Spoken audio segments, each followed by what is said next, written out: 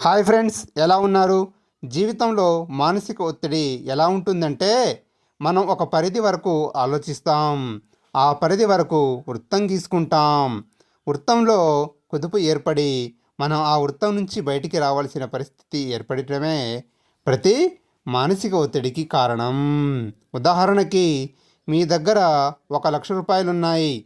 చాలా కష్టపడి సంపాదించిన డబ్బు. వ్యాపారం చేద్దామని ఆ 1,00,000 రూపాయలు వ్యాపారంలో పెట్టుబడి పెట్టారు.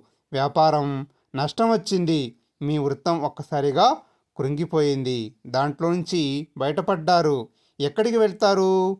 ఏమీ తోచని, ఏ పని చెయ్యాలనిపించని పరిస్థితి. మానసిక ఒత్తిళ్ళు ఈ రకంగానే ఉంటాయి. గెలుపులో నుంచి ఓటమికి, ఆరోగ్యం నుంచి అనారోగ్యానికి ఎన్నో కుదుపులు.